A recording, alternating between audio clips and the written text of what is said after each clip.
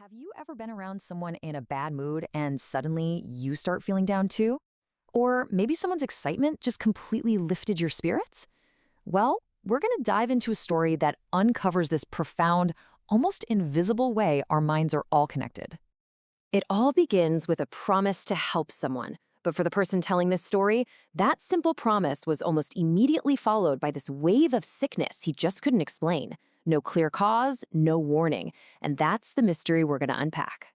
I mean, really think about it for a second. You walk into a room and you can just feel the tension. Or on the flip side, you're hanging out with a friend who's just bubbling with joy and you can't help but smile.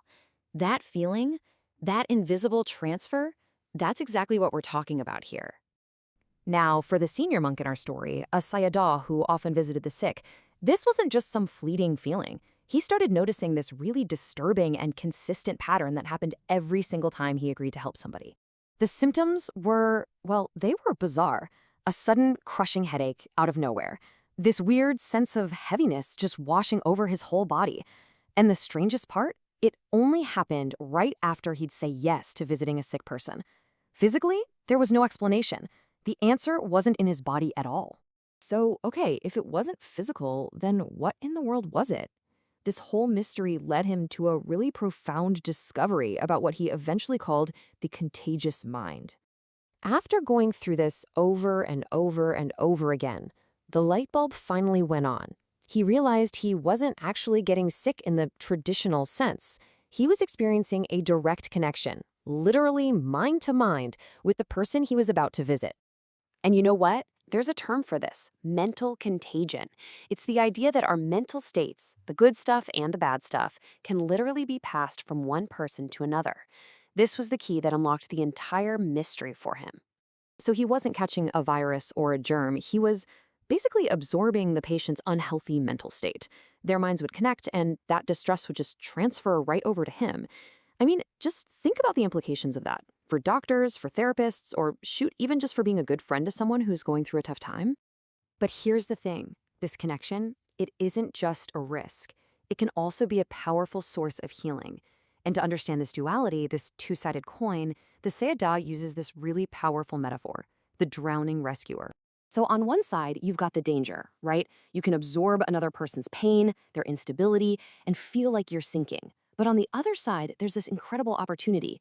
You have the power to transmit wholesome states, things like calm and well-being, which can create a path for you both to heal. This quote just nails it, doesn't it? If you aren't mentally grounded yourself, trying to help someone who is struggling can pull you right down with them. It's why understanding this risk is so important. Okay, so if this is a real risk, what do you do about it? You can't just, cut yourself off from everyone who's having a hard time. Of course not. So instead, the Sayadaw developed a specific practice to protect himself and actually turn this contagion into a tool for healing. He came up with this 5-step method. It all starts with just noticing the feeling, that headache, that heaviness. Then you question it. Hey, what is this? Where did this come from? The third step is to contemplate it, to see it as this temporary state that isn't really you. Now, step 4 is wild. You endure it. The idea is that by enduring this feeling yourself, you're actually lending strength to the other person, helping them endure it too. And that leads to the final step, heal. Because the practice shows that as you heal yourself, as you find your balance, you can actually help heal the other person. This whole journey, this entire discovery, it all boils down to one incredibly powerful conclusion, one that totally reframes what it means to truly help someone. Here it is. The ultimate insight is that the most direct, most powerful way to help someone else who's struggling is to work on your own mind. By finding your own center, your own calm, your own well-being, you start to transmit that state to the person you're trying to help. Your own mind becomes the medicine. And all this really leaves us with a final thought to chew on. We are all constantly influencing the people around us, whether we realize it or not. So the real question isn't if you're contagious. You are. The question is, what are you spreading? What mental state are you transmitting today?